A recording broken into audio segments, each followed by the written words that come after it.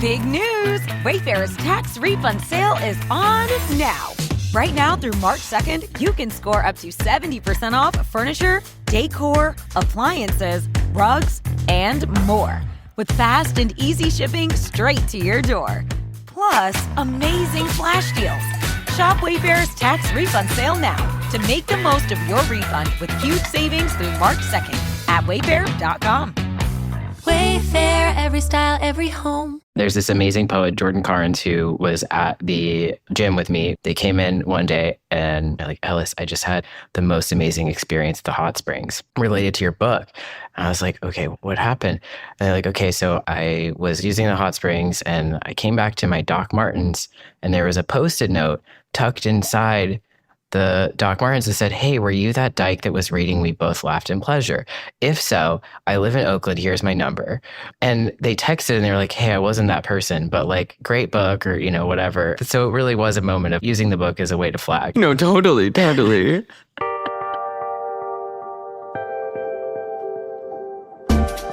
I was like, I think I want to get off birth control if I want to go on T, maybe, because I take birth control to not get my period.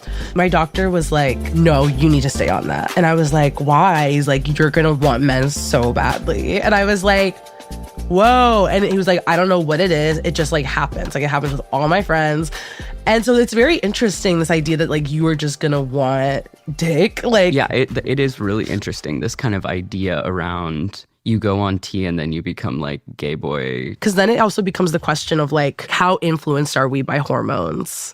Is that just like everything? Like, is that just like who we are? Like our preferences, our emotions, like all of these things, Totally. And I think no, like gender non-essentialism would be like, no, that's not true.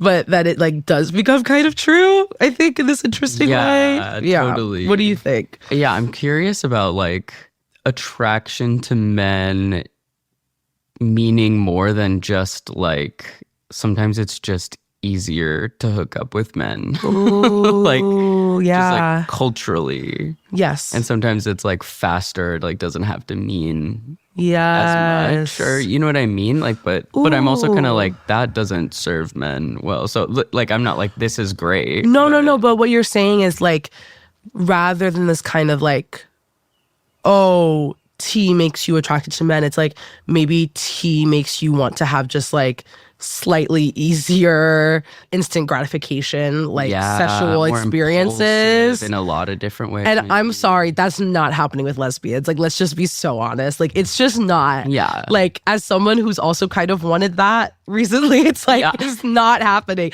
And my thought process was like, oh, maybe I'll fuck men because that'll just be so easy. Like, that was my thought process. I think you're absolutely onto something. I think that's right. And this is like its own separate conversation. I think this is just rooted in my experience. I know that there are some people who are like, no, I'm in love with men, like when they go on TV. And they're like, I want a long-term relationship with a man. I want a partner. And I'm like, oh, that was not me.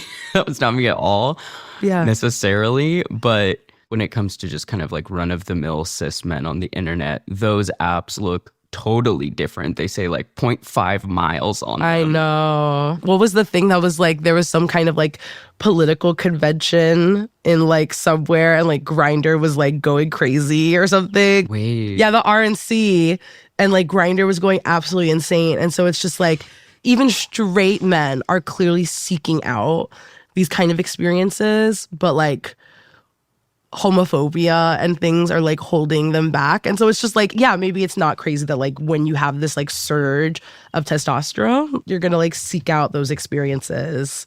And maybe it's not just like men, but like what men represent, maybe is like what we're saying. Yeah, totally. I'm like, what is the mental math for like during lose time that it's like that would make you less trans? Like I don't really understand that either. That's so crazy that they're like, well, if you're into men, just stay a woman and then you can be normal. Like, I think that's what? the math. That's the logic. But that's just so crazy because like being with a man as a woman versus a man is so different. I'm like, come on. Well, they were so anti-gay that they were like, we will not use resources to create a gay person. Like, we will use these to make you straight. Yes. And if you're going to be like a binary man and find a wife, like, of course. Then we'll give you this medicine. Yes.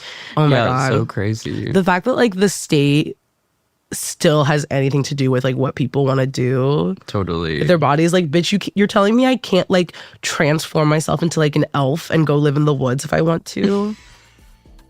As long as it's a straight elf. Right, exactly.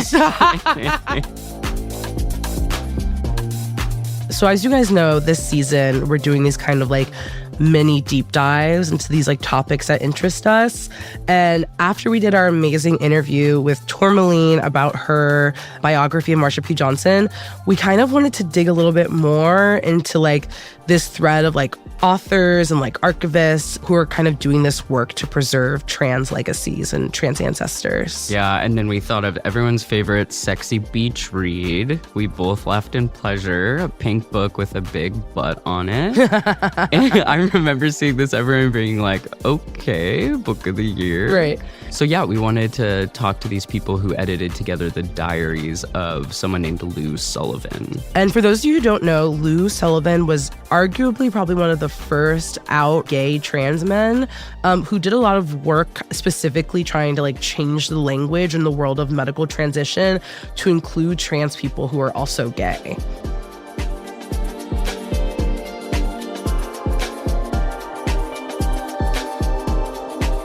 My name is Ellis Martin. I'm an archivist.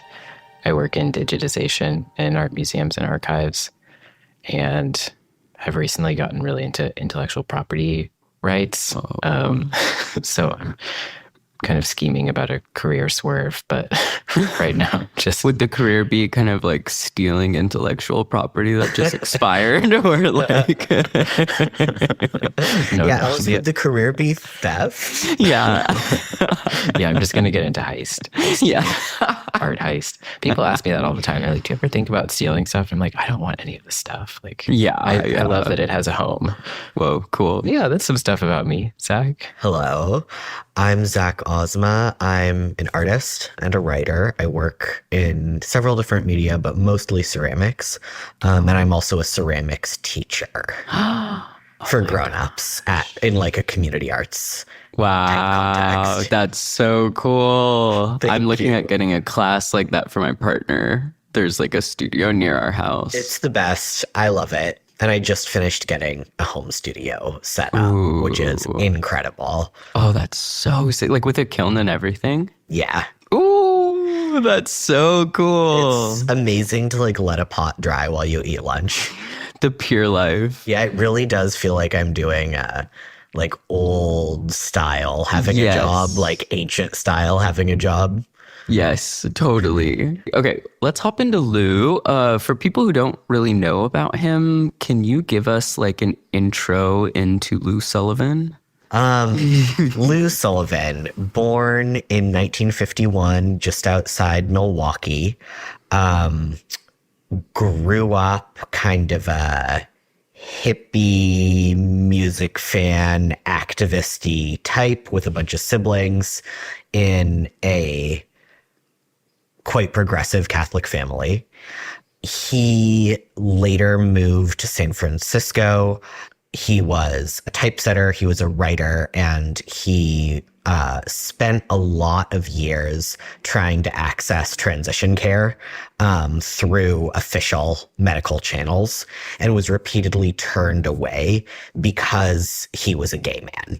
And at the time, I mean, we can get into this later, but at the time, there were pretty tight restrictions on like the quote unquote goal result of someone transitioning, and being gay, especially a gay man, was certainly not one of them. So he ended up doing a lot of activist work and community work that benefited the broader trans community, particularly gay trans men, in order to access care himself. He founded FTM International. He also was a historian and wrote a book about another historical trans figure, Jack B. Garland. And then, like many other men in his generation, he became sick, with HIV/AIDS, and he passed away from complications of the disease in 1991 at home in San Francisco. He also was one of the founders of the GLBT Historical Society in SF, and when he was dying, made sure that his papers went to that archive. So that's why we have so much of his life available to us, is because he was interested in history, he was interested in archives, and he made efforts to make sure his own work was preserved in that way. Wow. And so did you partner with them, and that was part of the process of like choosing diary entries and kind of compiling this book? Yeah, we started working with GLBT via actually the San Francisco History Center that was at San Francisco Public Library, the main branch downtown SF. And the diaries were on long-term loan to SF History Center at the time. And so what was amazing about that is that unlike many archives, the History Center had an open, basically like office hours where you could come in and, have a 9 to 5 or whatever it was. And they would pull things. The page would pull whatever you wanted to see. At that time, you didn't have to make an appointment, and you could just sit there and look at whatever you wanted to look at. Oh my God. And so here we were going to the History Center, and, it was very clear from the start of the project, this was a book project. And so we were looking at it and realized early on that we're never going to make it through all of this digitized or all of this material, just going through individual page. Partially because it was just kind of so like mystical and amazing. Like at one point, maybe it was the first day or the second day, we found a hair in the one of the diaries. Right, and it's like, is it his hair? Is it a researcher's hair? It's kind of totally, like important. totally. Well, that was going to be my question. Were these the actual pages? Like this was like lined paper? Like these were the journal entries? Yes. These weren't digitized? Yes, no, it hadn't been digitized. So there were 24 diaries and one Baker box.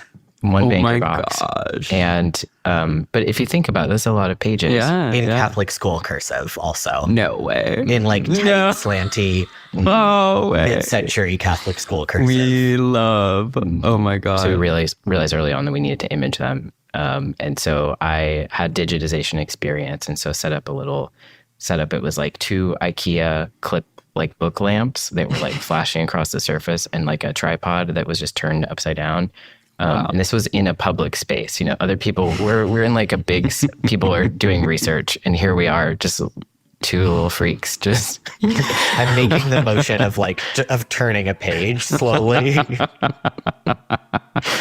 People are like, is that legal? Like, are they stealing? we got some questions for sure. But also one of the librarians who worked there was really into that archive. He was this 45-year-old, probably gay man who, when I was, a sophomore in college, seemed quite old and wise to me. And, I requested that part of the archive, and he was like, oh, you're going to love this. These are really amazing. And a few times when we went, he was there and, had some kind of cheerleader on the sidelines energy. Totally. What you guys are doing is really important. It's like 1000%. Like, yeah, Dad. Yeah, totally. You're the wind beneath my wings. Yeah. And you originally heard about Lou in a transpoetics class?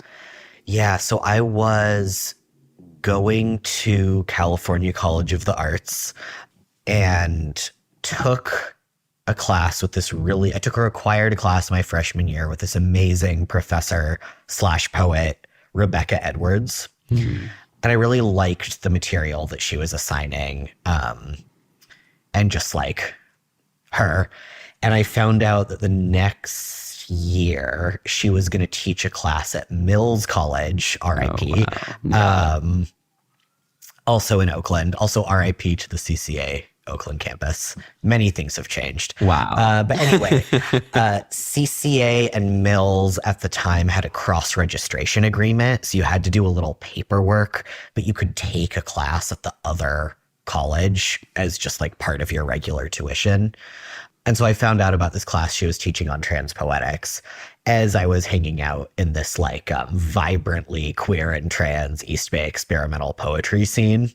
And so I was like, get me in there, cross-registered for the class, and then was like taking the bus up into the hills once a week to be in like a very different feeling college campus than the one that I was on. And the 2 textbooks we were using for the class were the Transgender Studies Reader 2, the blue belly button book. I think the other one's the green one, yeah. And then Troubling the Line, which was a collection of trans poetry and poetics. So every week, Rebecca was pairing like a piece of critical writing from one book with a poet from the other. Whoa, cool. And I don't remember what poet was paired with Lou Sullivan, but we had 2 readings that week. And one of them was by Susan Stryker, the one with the long title, Portrait of a Trans Fag Drag Hag as a Young Man, the Activist Life of Louis G. Sullivan. Wow. Excellent essay. It basically lays out Lou's kind of personal trip through the cruel machinery of medicine and legality around transness and contextualizes that in the way that access to trans medicine shifted over the course of the 20th century. Susan, if you're listening, we want the update. And then the other essay was in Transgender Studies Reader 2 and is called Embracing Transition, Dancing in the Folds of Time by Julian Carter, which is a really beautiful critical analysis of a dance piece by a choreographer named Sean Dorsey called Lou. So I read these 2 essays, and aside from them just being individually good pieces of critical writing on their own, the little excerpts of Lou's writing were really interesting, like just, and kind of the picture of how he acted and talked was just kind of captivating. And so I did a little Googie. And back then there was not a lot about Lou online. There was like a brief Wikipedia article. There was Rhys Ernst's short film, Dear Lou Sullivan. There was a very like Web 1.0 style page for a past exhibition at the GLBT Historical Society Museum. Wow. I believe curated by Megan Rohrer. I'm not sure if I'm pronouncing that last name right. And they had also uploaded some clips to YouTube of these interviews that Lou did in the last few years of his life with Dr. Ira Pauly.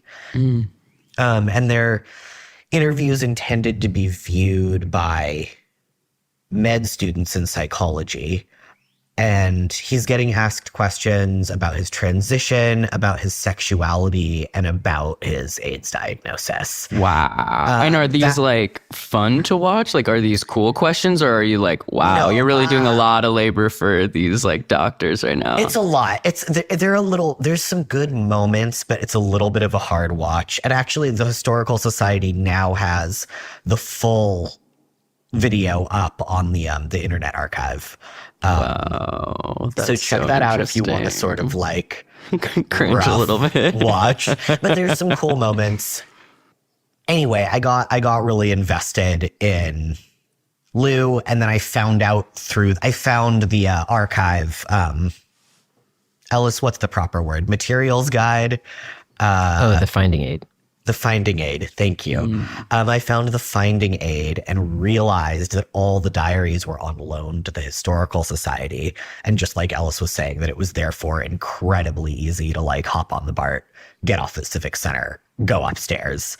And so I started going and taking people to visit Lou, and made a lot of like sculpture, performance, social practice art about him for the rest of my time at CCA. Wow. Oh, that's super cool. Thanks. Including recreating the set of this like staged news set for the Ira Pauly interviews. Yeah. You recreated, right? Yeah, so for my like thesis show at the end of my BFA, I made like a third of the gallery into this space. Like I got curtains that matched the ones they had. I bought like the cheapest carpet at the hardware store and rolled that out on the floor. I was able to find not exactly the same, but really similar chairs. They're the steel case Pollock chair in orange. In the original, they have a cream colored plastic shell. The ones I found were black, close enough. A couple of house plants. And the audience was supposed to sit in the seats as a pair. And the only thing that was an addition to just trying to purely recreate it was there was a note on each chair. And one of them said, Lou sits here. And the other one said, another man sits here and asks Lou about his genitals. So good. That's really wild. I'm like, I really want to watch those videos. I feel like after I got top surgery, the hospital that I went through asked me to do like some Q&As for their pediatrics wing. And so I did like a Q&A with like 2 other trans people, like panel style. And all these doctors were just kind of like, is they plural? Like, you know, it's just like, like so grinding. I was like, okay. But I'm like, oh yeah, if you have the energy, kind of cool to do, but you don't have to. I bet you'll have a similar feeling when you watch the Polly videos. But Lou's very clear, even in the video, he is like, I am doing this so that in the future, when a gay trans man goes to the doctor, or as he calls them, the gender professionals, which I love so much. There's such bitterness in the way he says the gender professionals. Totally. Which I love. But he is like, you know, I don't want the gender professionals to be telling future trans men that they don't exist because they're gay. So I have to make proof in the official record. Yeah, totally. But he doesn't look like he's having fun. Yeah. And he's also, he did it a couple times over a couple years. And even in the first video, you can see his suit's a little big from him. But by the second video, he's really like wasting. Wow. Yeah. And so he's just like, he's physically kind of shrinking in this really imposing space. Wow. Yeah. That's so interesting too, because his kind of like diagnosis, like that kind of end stretch of years, I could see really getting kind of like, I'm going to make sure I crack the door open for the people behind me, kind of like, you know, that something leading him to want to do something like that. That's really cool. Ellis, when did you join the project, or how did you get involved?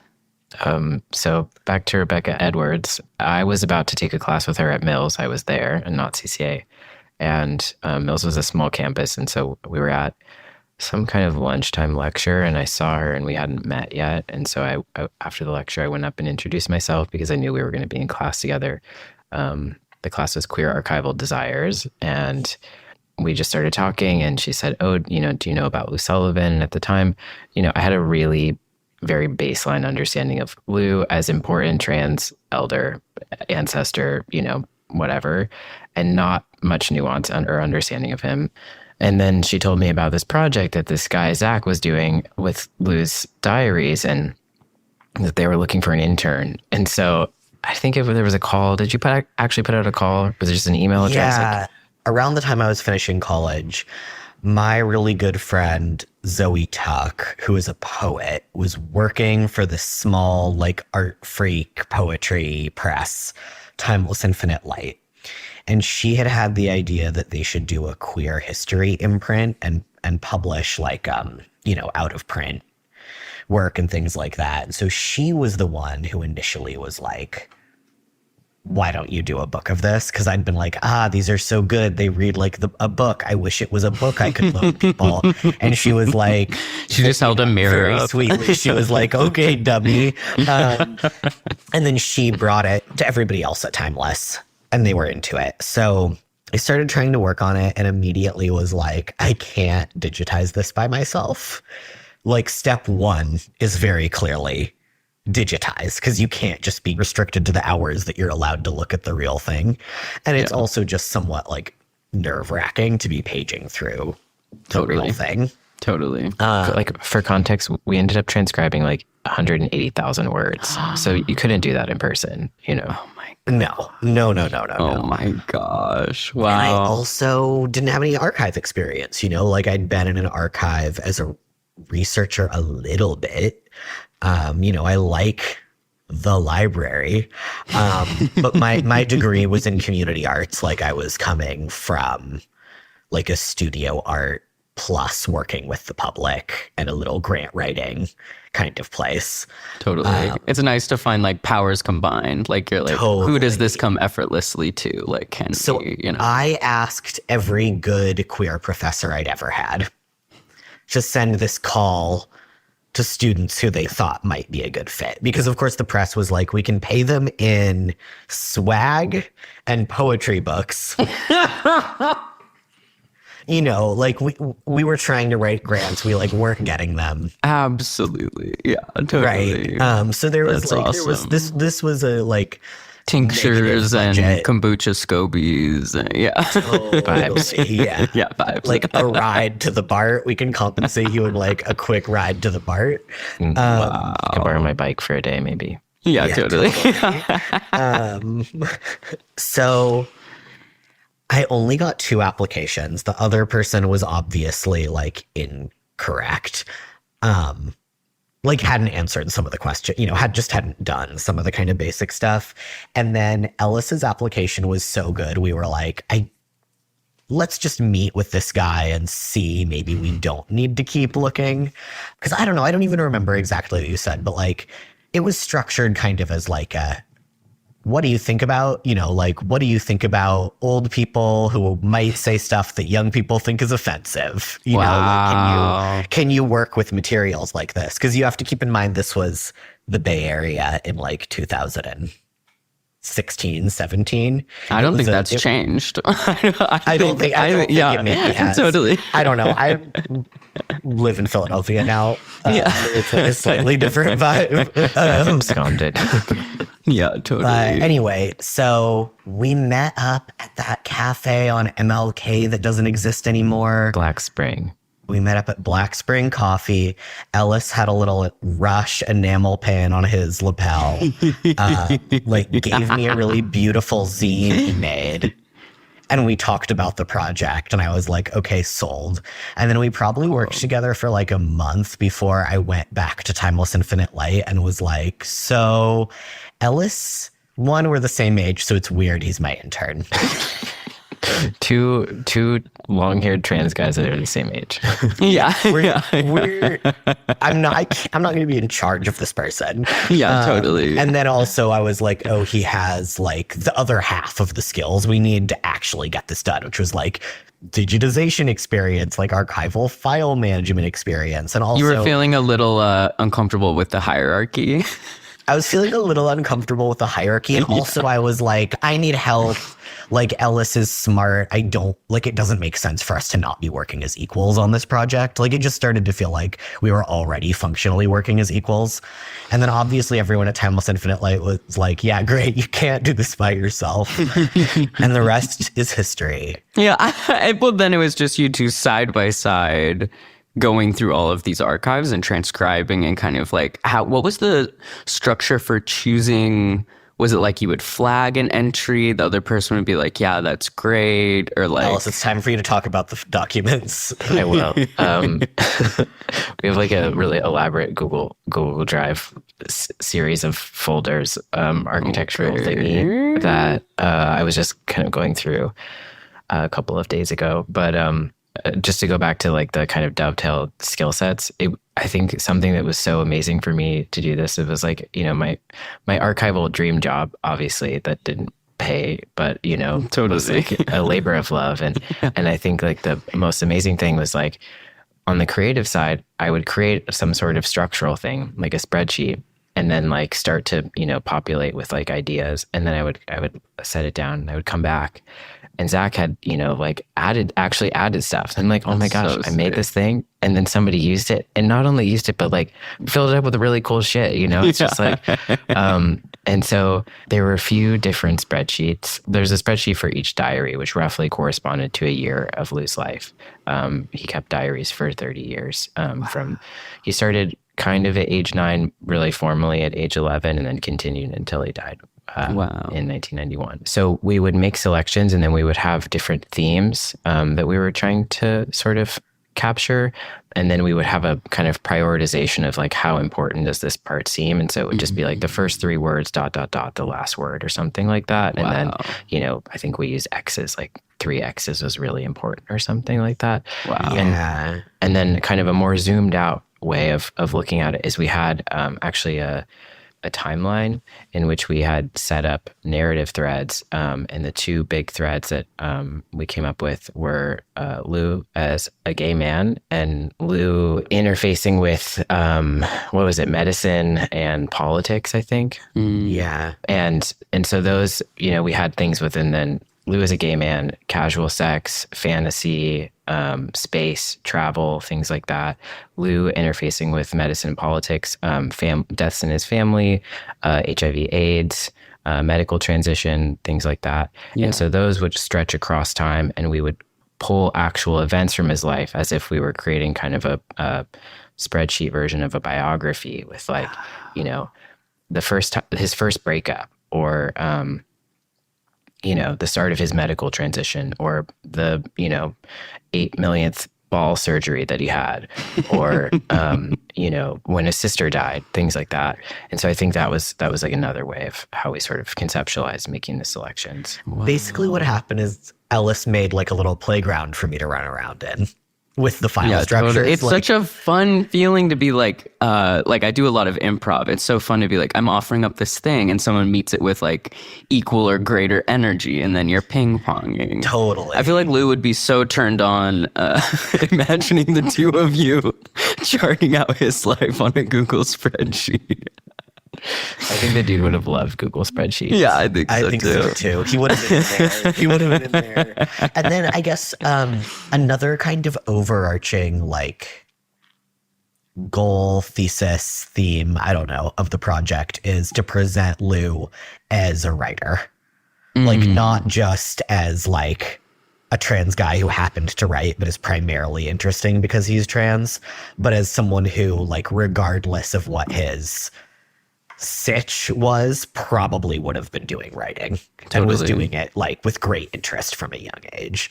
And that, like, going back to the timeline, part of the point of that was to make sure that we were catching him throughout his life, but that we were also having a narrative arc. Like, we were really trying to create a book that was true to what he said and what he recorded, and presented it in a novelistic way, so that it was really readable. Totally. And kind of like satisfying and took you through. Wow. I think we printed out the timeline at one point, and we're had it on the wall, and we're doing like the, the Pepe Sylvia board. Yeah.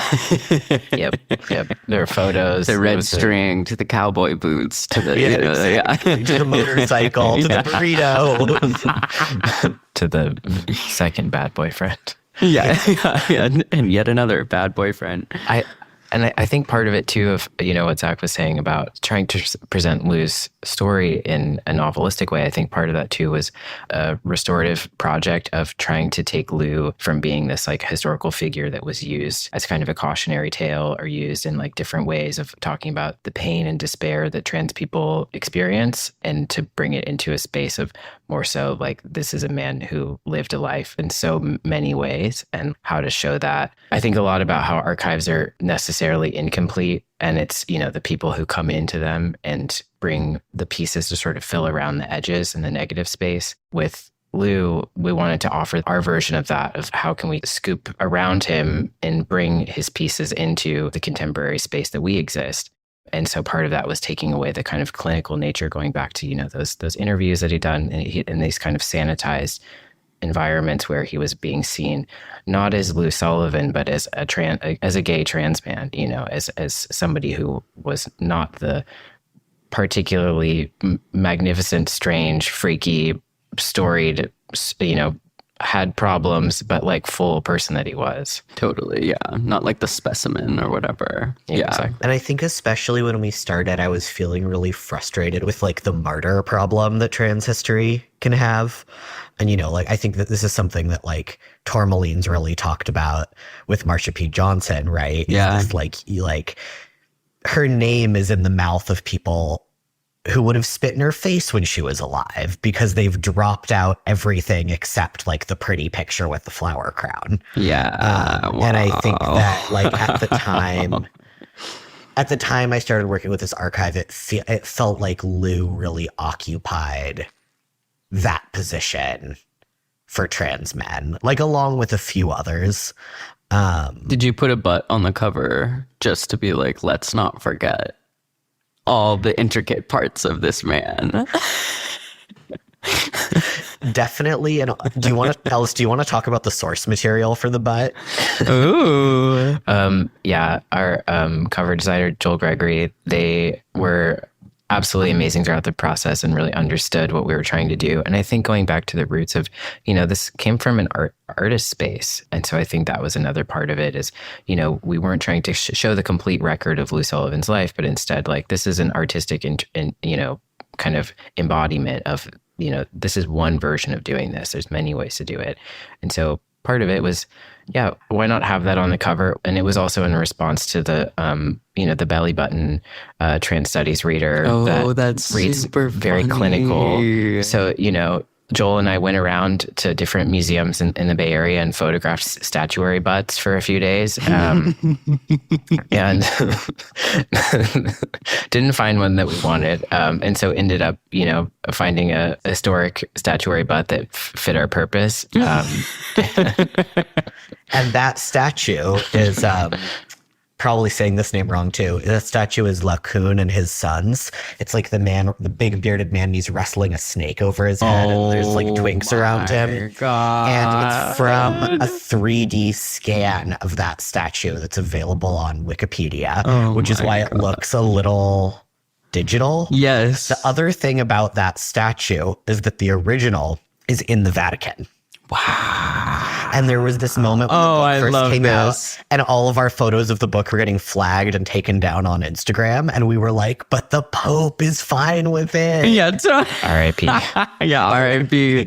Oh my God. I love that. And then also, like Lou having been raised Catholic and having Catholicism, it's perfect. So influential. Wow. That's so, I just remember, I'm just kind of, there's something that, like what you were talking about, the flower crown, where there's this kind of this like respectability polish that can be put over these like people that are really important. And I'm like, oh yeah, I love that there's like a hot butt on this pink book that I liked that touch.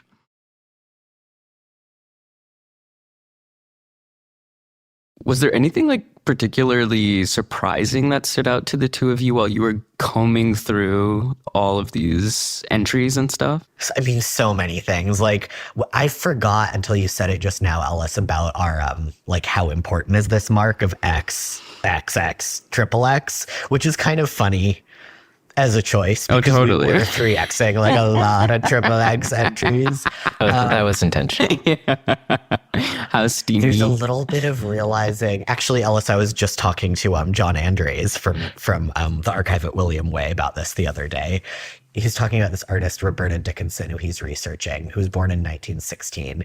And she has all of these like erotic nude paintings. And he was going like, yeah, it feels weird to think about someone being born in 1916 being sexual. And I think it's less weird to think about someone from 1951 because, it's the rock and roll era. Like there's a lot of like dick swinging around on stage. And it's shocking to be like, oh my God, like someone my parents' age is a teenager, someone, and even just like someone experiencing queer and trans culture so many decades ago is having like the same interactions, like the same goofy infighting stuff, the same like funny run-ins. And then I think the other thing that shocked me about the diaries, because before that I had mostly encountered, my impression of Lou was mostly through the Ira Polly videos. I didn't think he was going to be as cool.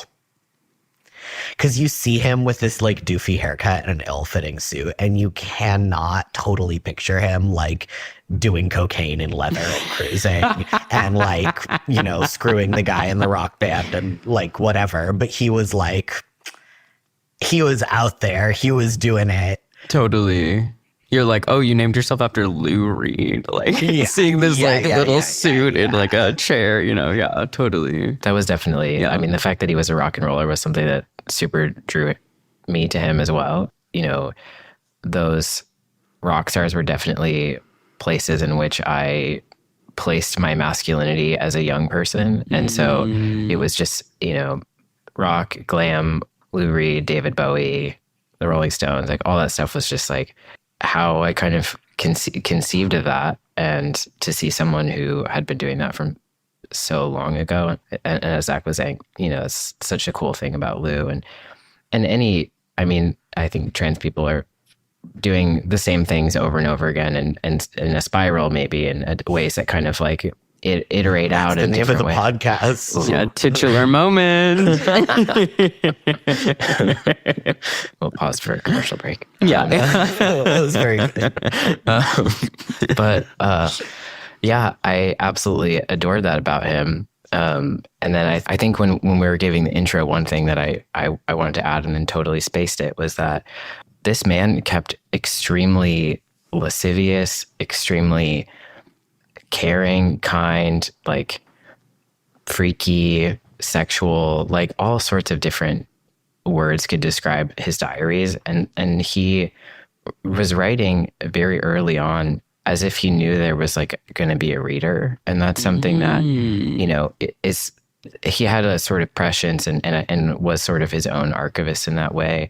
That for me as an archivist was amazing. So there would be entries where he would write on a page. He would buy these diaries. It would be one day, you know, the printed date would be, so it'd be 1982, and it would be January 1st, January 2nd, each day. And if he would run out of space on May 4th, if he hadn't written on January 2nd, he would go back and he would put a note pointing in on May 4th, go see January 2nd. And so then you would go flip back in time and go to January 2nd and read the continuation because he had more to say. He wasn't just going to end. So funny. Then sometimes he would run out of room on January 2nd. Yes. He would send you to a third, fourth, fifth location in the diary. Like it really was. Especially for me as like a dyslexic person, a little bit of a like dizzying experience. Totally. Text. I mean, some of them, there would even be like onion skin paper they could write on top and like staple on top. I was like, okay, I need more room. But gosh, you know, that sense of like, he's not just writing for himself, because if he's just writing to get it out, like who cares if it's teeny tiny writing that's, you know, shoved in a page that gets lost or whatever. But there was this very clear of like, I'm pointing you to this space and, you know, this is something that you'll be able to reference. And he would even introduce, if he hadn't mentioned a person in a while, right, he would give a context of like, oh, this is that person that I met at the Gold Coast. Like he knew that this was going to be read. And so I think that's something that's, just completely baffled me. I had not experienced anything like that before. Did that start from the jump, or did that get added later when he had like an HIV/AIDS diagnosis? Way earlier. No, wow, this was early. Just always doing that. This was his process. Later on, he starts to write about how he wants to, like he could publish the diaries under a pseudonym, or now that he's dying, he could publish under his name, or you know, he feels bad that he didn't get to publishing it, and now he knows he's not going to get to it. But for years and years and years before that, he still wrote in this way. What a gift. Yeah, to like be reading that. And then, you know, kind of more of what Zach was saying of, you know, him thinking, the fact that he so explicitly wrote about wanting to publish his diaries, that consent that was embedded was so helpful for us. We never had to have the question of like, would he have wanted this to stay private, you know, or are there things that we should remove? It was just like that. And the fact that he, you know, the copyright lays with the GLBT Historical Society, like that they hold that copyright, like that are two things that like made this project completely possible, you know? Totally. Wow. Yeah, that level of permission is just like something that you don't get in research hardly ever. Yeah, and just especially this idea he had that like, what if there is never a person who could understand someone such as me to edit this, and to be like, especially like being with the physical diaries in San Francisco reading about him being in San Francisco and like being a young queer person, like, you know, you're like reading about him having like a weird date in Dolores Park, and you're like, I had a weird date in Dolores Park, you know. Tell me about it, Lou. Yeah. Yeah, that's okay. So I want to kind of talk about that part of the book. Like, there's a lot of transphobia around him. He's interacting with the medical, like, industrial complex. He's very misunderstood, but the book is still like extremely joyful. Was that a conscious decision to like kind of front load it and like just put these like incredibly relatable snapshots as like a lot of the meat of the book? Absolutely. I mean, I think it was definitely something that we considered early on, and it goes kind of back to that. How do you do that repair around Lou being used as a martyr, as Zach was talking about? Yeah. And I think also part of it was, you know, and you know, Zach also like referenced this, but we were trying to make the book that we wanted when we were young. And someone, you know, could hand to us and say like, oh, you know, good luck, bud. This is awesome. You're on a journey. And, you know, I think something that was so special is, so Lou died in 91. Zach was born in 92 and I was born in 93. And so it was just like, it really felt like this moment of like, you know, a changing of the guard, and like we were able to pick up right where he left off. And so, I mean, I don't know, I was having a joyful time in my early to mid 20s, being in the Bay Area and engaging with other queer and trans people. And, you know, that was just something that felt really important to kind of give back to Lou as well. Yeah. And for me, the other piece of that is we had no idea that this book was going to get popular or like get picked up by a bigger small press with Nightboat. So when we were working on the manuscript, we were very literally making it for our friends. Totally. Yeah, totally. Totally. Like, we were like, it was the parts where we were like, yeah, we want to tell people about this, I think was guiding a lot of what we were pulling, was like the stuff that you would want to text somebody that you found while you were reading. And we did. Well, how is that the best kept secret? It's like literally just make something for your friends. Like think small in that way, and it will be like the personal is universal kind of like moment. Yeah. And I think it made answering some of like the editorial questions easier, or like some of the content questions easier, to be like, if our audience is people who read Timeless Infinite Light books, we really know our audience. Like, that's like our immediate social circle. Yeah, a lot of it reads like straight up erotica, which I'm like, this is awesome. Like, that was a really cool touch. What was that like? Were you kind of like smirking the whole time while like really putting your foot on the gas with that kind of like the hookup documentation and that kind of stuff? Or was it... Yeah, I guess that's my question. Was it really fun for you to be like having this be like a big part of the book? Absolutely. Yeah. Yeah. And I think because it was so present in his diaries, I think we really tried to stay pretty faithful to what he wrote about. Dude had a lot of sex. He had a lot of fun.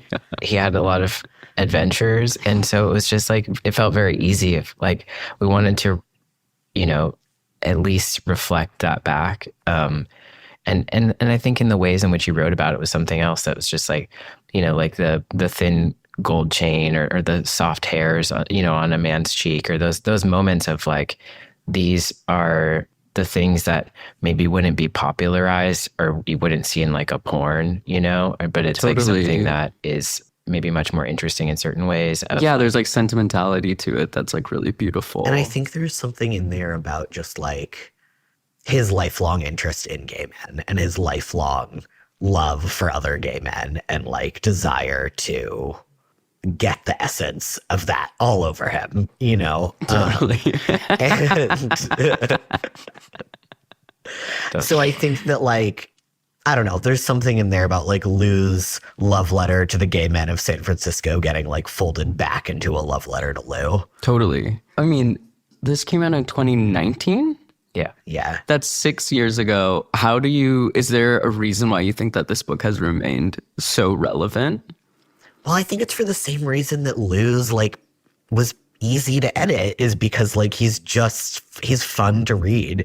He's a good writer. Like people can do interesting things and still tell a bad story about it. He does interesting stuff and then tells a good story about it. Totally. I think that also his way of approaching the world is like an antidote to a real like fearfulness that I think especially like a lot of white trans men walk around in, and that's very like kind of seductive to be like in this place of fear and victimization. And he's like, nah, baby, like I'm getting in a stranger's car. And I think even if that's not going to, you know, make people like log off and go cruise Polk Street, like there's still something being like, oh, okay, well, like if this corn-fed Milwaukee boy could do it. Totally. It's like emboldening in like a cool way. Well, and I was just going to also give a little Nightboat shout out, which is just like they run a good press, and the poet Andrea Abi Karam, who was the publicist there at the time when we were doing the book, and Andrea like busted their ass working on getting this book seen. Wow. Because of being good at their job, but also just like a personal interest in the project, right? And so I think that upfront push got it into a lot of hands, which then subsequently like got it into more hands. And I think the pink booty cover, like I think the Butt Magazine style cover. Yes, very Butt Magazine. Does a lot. It was just, there was a moment on the beach where this was everywhere. And then by the time I finished it and I'm like literally weeping, I'm like, why were you reading that at the beach? Like, well, and I think that's the thing that's so cool about it is it's like, it's, you know, it's like you're bringing your friend to the beach. Like Lou was going to the beach. Totally. And yeah, definitely second the Nightboat. You know, we also, Andrea found like every like sleeper agent trans guy in mainstream media and like got interviews or press from, you know, and like was just absolutely amazing. And, you know, I think the other thing about Lou that it's just something that he connected people and he continues to connect people. And so many times I hear from people like, I gave a copy of the book, you know, to my friend, or I gave to my partner, you know, to my sweetie or whatever, you know, and I think that's something that, you know, with FTM International, with the newsletter, with the meetups, like that was something that he did. And so, you know, I think that seeing that the book is able to function, like his spirit in that is continuing on and people are connecting to each other. It's definitely about Lou and it's about the book, but it's also about trans people, like finding things to talk about and ways to connect and taking interest in their own history. And so, yeah, that's another part. Yeah, I really love talking to archivists specifically when it comes to like trans histories. What's like the importance to you in honoring something like this, like these kind of like archival projects or other projects that you've worked on? Oh, it's such a huge question. I know. I know. I mean, archives are cool because they're historiographies, you know, they're not just the narrative, but instead like an individual experience, whether that be a group of people or an individual person or something like that. And, you know, I think with archives, I mean, like if I had anything, it's like everyone write down your life and save all your flyers and, you know, keep a hard drive. Like that, I think that's a really important part of it. And because you never know like what is going to be someone's story, you know, that someone relates to in 50 years or something like that. And yeah, I've worked on different kinds of projects and, you know, I digitized Dorothea Lange's collection at Oakland Museum. I digitized the Bay Area Reporter at GLBT Historical Society. And, you know, now I'm working mostly with like graphic design and typography archives. And I think that the piece that like, you know, really comes through is that it feels like just like opening the door a little bit. Like, you know, Susan Stryker, who is absolutely amazing and so important to this project, she's really started it because she was the archivist who processed Lou's materials when they came into GLBT Historical Society. Wow. So she really opened that door.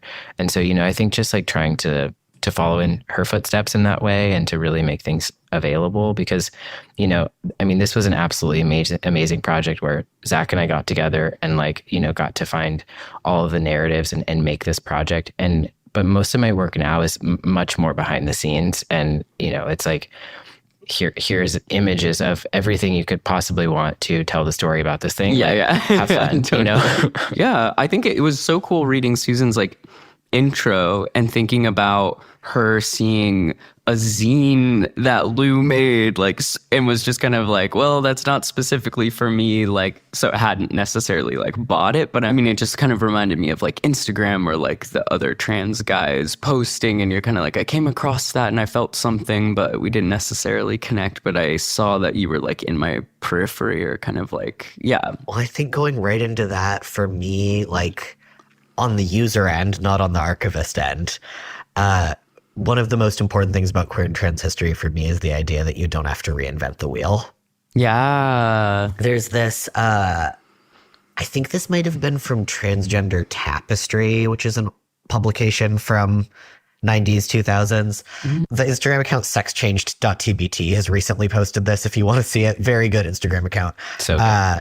But it's like letters to the editor, and one says, too much in the last issue about transsexuals.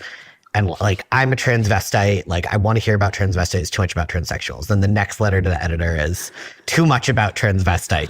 I'm a transsexual. I want to hear more about transsexuals. Right. And so like every single dynamic that has ever existed in a queer space is on this historic loop. And I think that by looking at the past, we can hopefully figure out ways to get out of some of the less good loops and like sidestep some of the less helpful ways of interacting. Totally. And like, and I think also just to like not get fucking depressed, right? And be like, yeah, it was hard for people to get medical care before, and they still figured out how to do it. Yeah, I feel like seeing people who were able to like rise above certain things and kind of be like, what was in their like personality type that they were able to do this. And it is like specifically such a insane time right now news wise. I really find myself kind of like not reading anything when it is about trans people, because I'm just like, I think I just need to maintain my momentum in my life personally. But it is, yeah, it's pretty crazy to like think about what Lou was operating with and kind of the place that he got to with so many like potentially more like concrete like roadblocks in front of him. Yeah, I mean, just a different world, but like still overlap.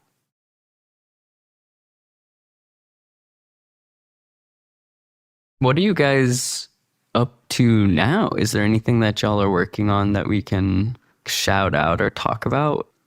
Zach, I want to hear more about your pottery, the water boy thing, if you want to talk about it. Yeah. So I'm getting ready for an art show that opens this summer in Philly. It's going to be at Fleischer Art Memorial as part of the Wind Challenge series, which is an annual juried award and exhibition series. And I am making a series of small sculpture works. What an interesting format to try to talk about sculpture in. An auditory. Okay, they are these closed ceramic forms. They're pressed with sand from my local creek on the outside. They kind of look like rocks or like a Fred Flintstone gravestone TV, and they have, some of them have like cutouts in the ceramic with an image behind them, and then light behind the image, like an LED circuit that like slowly goes on and off, or that flickers. And when you look at them, you kind of can't tell if you're looking at a digital screen or what they actually are, which is just like layers of paper and like clear transparency and a light. And then they also have some found pieces from the very polluted creek by my house. So like some fishing weights, ceramic shards. Some of those ceramic shards are in jewelry settings and hung on the side of the piece. So multimedia little sculptures. And I'm thinking about Darby Creek, which runs through Delaware County, Pennsylvania, and into the Tinicum Wildlife Preserve in Philly. It is host to one of the oldest human-made building in Pennsylvania, a few miles upstream from me, which is an early Swedish trapper's cabin. Wow. So the water here is one of like the oldest sites of colonization in the Philly area. And it's basically just been littered ever since. So I've been researching like historic dumping sites, mostly in the 1800s and early 1900s. And there's still contemporary like construction dumping. The water, like people do swim, but they shouldn't kind of vibe. Totally. But it's also this like beautiful, like visually stunning, like if you could swim there, it would be paradise. And so I'm thinking a lot about what this landscape architect and theorist Gilles Clement calls the third landscape. So the first landscape is the built human landscape, the cities, the suburbs, the farms. The second landscape is the nature preserve, so the intentionally restricted by people's area. And the third landscape is a formerly human-built area, often industrial, that has been abandoned or overused or sacrificed and has become a kind of preserve in that way. So that's a really long way to say I'm making sculpture works right now. And I'm also teaching wheel throwing, which is like one of the most satisfying jobs I've ever had in my life. If anyone is thinking about learning wheel throwing, quit watching them ASMRs and get in the studio, baby. That's your next bumper sticker. Yeah, exactly. And then I make bumper stickers and jewelry and ceramics and pins, and you can get them all on my website. Oh, cool. We'll link that. I'm working full time at Letterform Archive, and I alluded to it, but I think I'm going to retake the LSAT in August and try to go to law school after that. Wow, cool. Yeah. Do you have kind of like a branch of law that you'd love to be involved in? Copyright, cool. With digitization, usually the rights have been cleared right before in order to image it. And right now I do a little bit of rights and reproduction stuff. So say if someone wants to license an image from our collection for a magazine article or something like that, I coordinate with them. And so many times they're really interesting questions. Like someone wants to make a reproduction of a Bengali movie poster, from the 50s, and the person requesting it is based in New Zealand and I'm here in the States. And so what does that mean for copyright law, international copyright law? And I get the great pleasure to be like, I can't do that research for you. Please go figure it out and come back to me with the rights, which is so painful for me every time because I find myself like reading, about like Indian copyright law in the 50s, and then I'm like, wait, I'm not getting paid to do this. Yeah, you're like, this isn't my job. So let's make it your job. Yeah. Yeah, exactly. Yeah. And I have dreams, there was this, I'm not remembering the name, but in the 90s, there was this project related to artists who, had HIV and were not making it. And so like, as people were dying, there was an understanding like, these people need wills and we need to figure out what to do, how we're going to preserve and help their legacy endure, even though they're going to die. And so, I have dreams of maybe trying to do a clinic in law school of like an artist will clinic, because we need that, Ellis. Right? I know so many people who and just to set up my little, lemonade stand and just say like, please come get your will. The darkest lemonade stand ever. Swing by, face mortality. Yeah. But that's awesome. I agree. It's so needed. Where can someone buy this book? And if they did buy it, what would you recommend they look for next? Nightboat Books. Also, your local bookstore. Request it from your local library. Lou was a big library fan and was very frustrated. He did not find more books on trans life in the library. That's great. What to read next is a really good question. Time is the Thing a Body Moves Through by T. Fleischman. It's gorgeous. Such a good book. Incredible. City of Night by John Recchi, one of Lou's favorite books, and a pretty wild ride through the seedy underbelly of, when does the book take place? I don't know. 60s. The 60s, thank you. Corpses, Fools, and Monsters, A History and Future of Transness in Cinema. Ooh, cool. Yeah, that's Willow McClay and Caden Mark Gardner. Cool.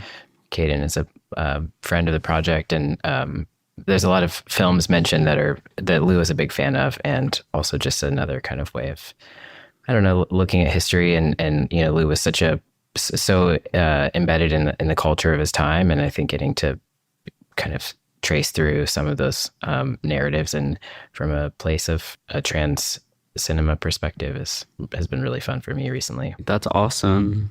You can't go wrong with Transgender History by Susan Stryker.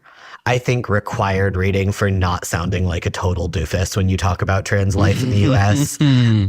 Just like go ahead and like sound smart at parties and read that one. Yeah. And then another one, I think the author's name is Eric Cervini, The Deviants War, the Homosexual versus the United States of America. A little bit dry, but fascinating, and is mostly focused on Frank Kameny, who was a big part of the homophile movement, which kind of predates the gay liberation movement, and is about the history of ways that the federal government has attempted to make homosexuality illegal. Wow. His specific experience getting fired from his astronomer job at NASA during the Lavender Scare Wow. in the 50s. Wow. Cool.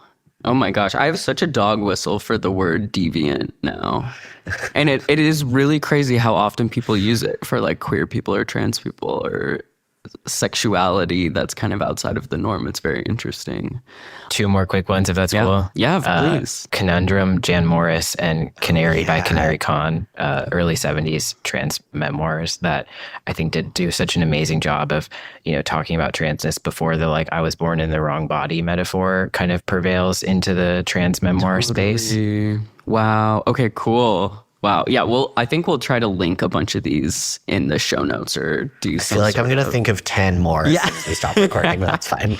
What are you reading right now, Ali? Well, I finished We Both Laughed in Pleasure because sometimes you read something that's so similar to your experience, you can't read it. The amount of time you can read it is cut short because you're like, I need to think about this now. I'm going to go on a journey. 3 sentences just took me for a spin. I'll be right back. Yeah. I actually can't imagine reading the books straight through for the it's like we were steeped in it for years before we actually were reading it through to look for typos. It almost feels like a devotional or 12-step book kind of thing where I'm just I have my little thing to consider for the day. Okay, I love that. Also, Ellis has an archive of materials related to the book, right? Things we worked on, but also memes. And screenshots of Grindr, people being come read the book with me. Oh, bye.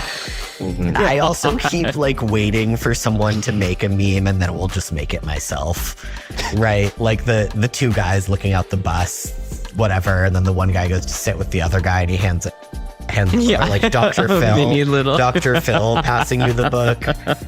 God, last year I really got on one for a week and was making. I did the really crunchy edit of the 2 super muscular guys at the beach, and it says, "Hey, can we borrow your copy of We Both Laughed in Pleasure?" Ours got wet. There's the oh girl no, and then anyway. Yeah, whatever. R.I.P. Lou Sullivan. You would have loved Grindr. Yeah. Yes. So funny. Yeah. When we started working on the project, to give you a sense of how long ago it was R.I.P. Lou Sullivan, you would have loved Craigslist Personals. Yeah. For tea. Yeah. But also that dude would be out on Sniffies right now. Yeah, exactly.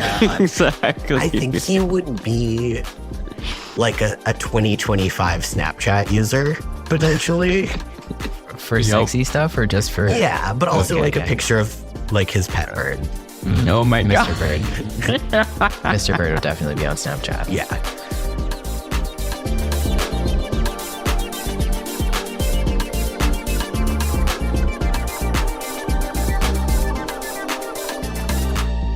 Thanks again to Zach, Ozma, and Ellis Martin.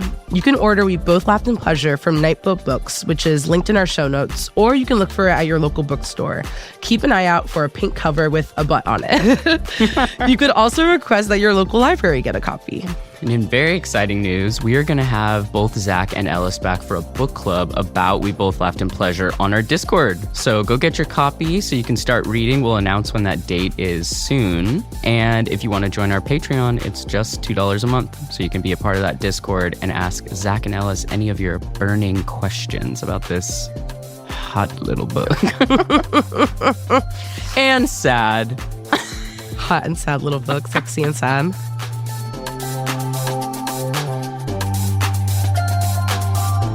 Gender Spiral is an original podcast from Audiation. This episode was mixed by Matt Noble. Theme music is composed by Chanel Kirchlow, remixed by Daria Lord. Additional music by Command Jasmine, courtesy of Molten Heart, with art by Joey Hahn and graphics by Michael Tyrone Delaney. The show is executive produced by Ireland Meacham, myself, Babette Thomas, and my co-host Allie Beardsley, along with Sandy Smullins, with some additional story editing from Susie Armitage. If you want to help us out, you can rate or review us wherever you're listening to us right now, and follow us on Instagram at Gender Spiral to get notified about new episodes. And be sure to support us on Patreon at patreon.com/genderspiralpodcast. For $2 a month, you can get access to our Discord community. Higher tiers will get you exclusive bonus content, plus gifts from us like these cute little monthly postcards and free merch. You can also check us out at genderspiralpod.com, where you'll find transcripts for each episode and a link to leave us a voicemail. And you can shop our merch store.